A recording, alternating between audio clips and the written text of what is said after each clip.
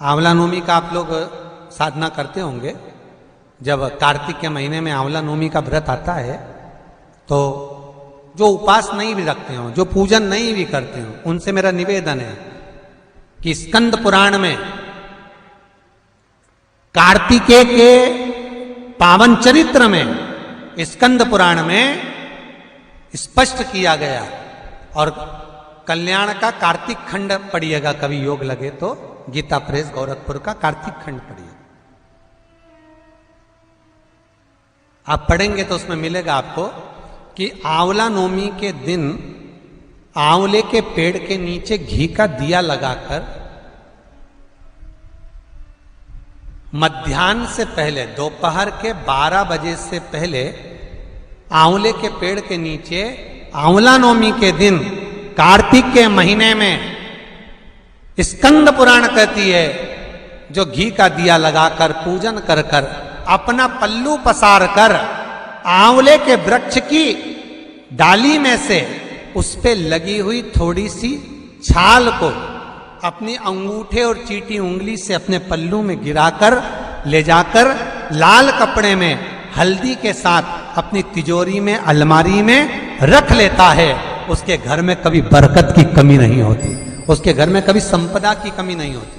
आंवले के पेड़ के नीचे शाम के समय पर जो सूर्य ढलने से लेकर, जब सूर्य ढलने लगे, सूर्य की किरणें कम होने लगे, तब से लेकर रात्रि के 7:30 पौने 8 के बीच में, सूर्य ढलने से 7:30 पौने 8 के बीच में आंवले के पेड़ के नीचे जो एक घी का दिया लगाकर कनकधारा का पाठ कर लेता है। कनकधारा की किताब बाजार में मिलती है, नहीं ला सकते मोबाइल पर सर्च करो, कनकधारा निकल आएगी। जगत गुरु शंकराचार्य जी ने जिन पाठ को कराया, कुछ ही श्लोक है उसमें, 8 श्लोक, कुछ श्लोकों का पाठ, पूरा श्लोक नहीं पढ़ सकते, पूरी कनकधारा का पाठ नहीं कर सकते, तो शुरू का एक श्लोक और आखिरी का एक श्लोक पढ़ लीजिए और घी का दिया लगाकर झोली पसार कर प्रणाम कर लीजिए। जिंदगी में कभी लक्ष्मी की कमी नहीं आ सकती। ये केवल अक्षय नवमी के दिन ही होता है।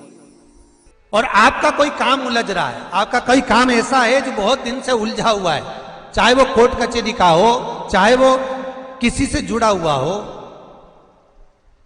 और वो नहीं हो रहा,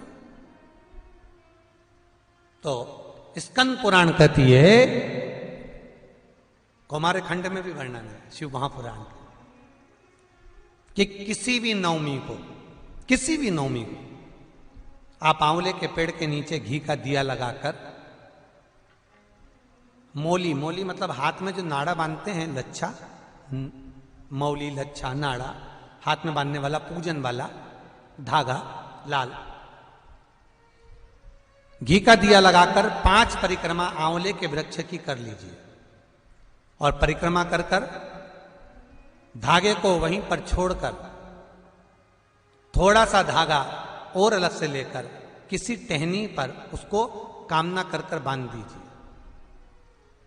महाराज 10वीं तिथि को, नवमी को तो ये करो कि 10वीं को वापिस जाकर आंवले के पेड़ के नीचे घी का दिया लगाइए और जो धागे की आपने टहनी पर जो धागा बांधा है उसको खोल कर ले आइए, अपने हाथ पर बांधकर उसी धागे को पहनकर अपने काम के लिए निकल जाइए, आपको वो सफलता प्राप्त हो जाएगी।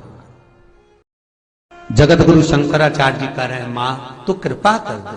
मां कहती है, इसने कभी दान नहीं करा, पुण्य नहीं करा, सत्कर्म नहीं करा, तुम्हें कैसे दान दे?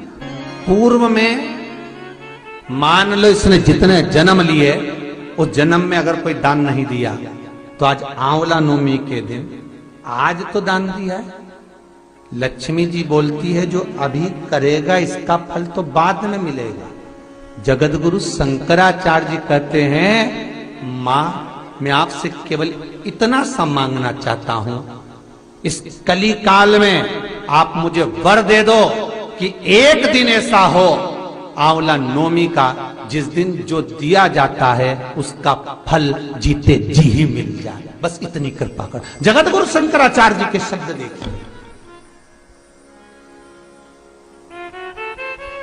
गौदान करा उसका फल बाद में मिलेगा, कुछ दान करा उसका फल बाद में। पर आंवला नवमी के दिन अगर आपने कुछ दान दिया है, आंवला नवमी के दिन अगर आपने दान किया है, उसका फल जगत गुरु शंकराचार्य जी माता लक्ष्मी से कहते आज की आज मिलना चाहिए। उसका फल हमें इसी पृथ्वी पर रहते रहते इस साह शरीर में मिलना चाहिए। आज ही का दिन है महाराज, अक्षय नवमी। विष्णु पुराण कहती है, स्कंद पुराण कहती है, मान लो कोई आंवले का पेड़ आपने लगाया, बहुत बड़ा हो गया, उसमें फल नहीं लग रहा है, वो फलित नहीं हो रहा, बहुत बड़ा हो गया, उसमें एक फल नहीं लगा, तो किसी पवित्र नदी का, गंगा, यमुना, सरयू, नर्मदा, क्षिप्रा, मंदाकिनी, गोदावरी, किसी पवित्र नदी का जल आपके पास में हो, तो आज आंवला नवमी के दिन जो फल नहीं रहा हो, वृक्ष जिसके अंदर आंवले ना लगते हो, आंवले का वृक्ष बहुत बड़ा हो गया, फलित नहीं हो रहा, आज ही के दिन एक कटोरी में जल लेकर नारायण नारायण और शिव का स्मरण कर कर उस पेड़ के नीचे डाल दिया जाता है, तो वो पेड़ जो है, वृक्ष जो है, वो फलने लगता है, उसमें फल लगना चालू हो जाता। और इतने फल लगते हैं कि आपको आश्चर्य होगा कि इसमें तो फल ही नहीं लगते, पर इतने फल कहां से आ गए। अर्थात आज भी हमारी विष्णु पुराण, आज भी हमारी स्कंद पुराण, आज भी हमारी पद्म पुराण, भागवत पुराण आज भी कहती है कि आंवला नवमी का किया गया पुण्य, आंवला नवमी का किया गया दान, आंवला नवमी के दिन किया गया सत्कर्म खाली नहीं जाता। अर्थात जैसे जरा सा जल का सिंचन करने पर वृक्ष फलीभूत हो जाता है, उसमें ढेरों फल लग जाते हैं, उसी तरह हमारा किया गया दान पुण्य सत्कर्म, अगर हमने 1 रुपए का भी दान दिया है, गौ माता के निमित्तार्थ, मंदिर के निमित्तार्थ, वृद्धाश्रम के निमित्तार्थ, भोजन के निमित्तार्थ, हमने कुछ भी लगाया है, आपने गाय को भी रोटी दी है, आपने किसी ब्राह्मण को भोजन कराया है, आपने आज आंवले का दान करा है, किसी सौभाग्यवती नारी को एक फल तक दिया है, तो वो तुम्हें मिलेगा, 1000 गुना होकर मिलेगा। कई लोग कहते हैं महाराज जी ऐसा होता है, इतना बड़ा पेड़ हो गया, हमारे यहाँ फल नहीं लग रहा है, ऐसा होता है कि आंवला नवमी के दिन जल छोड़ दो तो फल, तो करके देखो ना प्रैक्टिकल। ना महाराज कहीं जा रही है, ना आंवले का पेड़ कहीं जा रही है, ना तुम कहीं जा रहे, करो। पर विष और आस, जम के बोलो विश्वास, विष को त्याग कर आस पकड़ कर रखना, हो जाएगा। आज ही का दिन है आंवला नवमी का। महाराज अगर किसी पंडित ने, किसी ब्राह्मण ने, किसी ज्योतिषाचार्य ने बता दिया कि तुम्हारे बच्चे की उम्र कम है,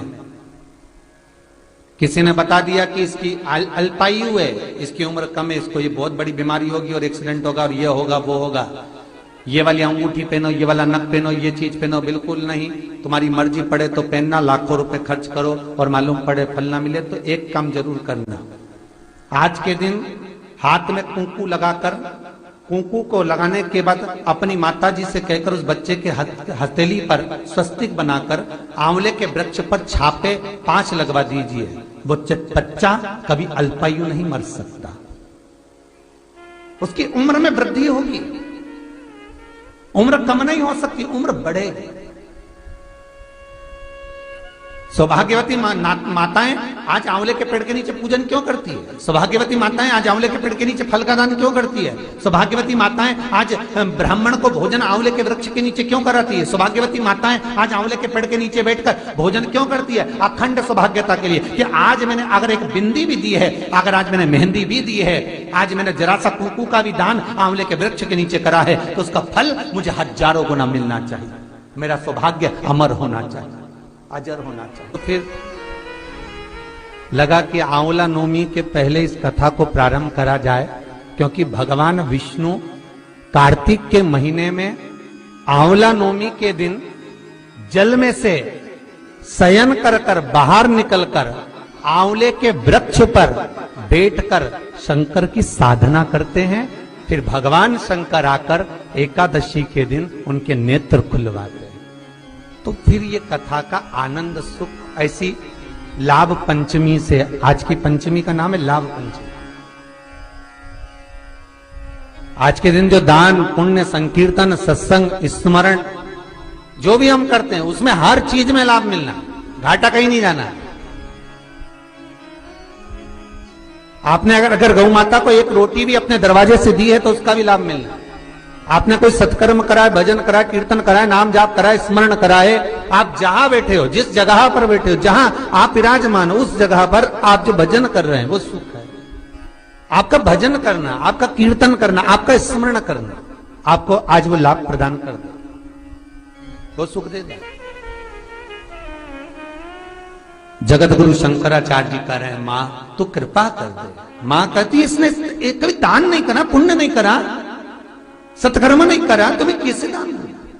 पूर्व में मान लो इसने जितने जन्म लिए उस जन्म में अगर कोई दान नहीं दिया तो आज आंवला नवमी के दिन आज तो दान दिया है।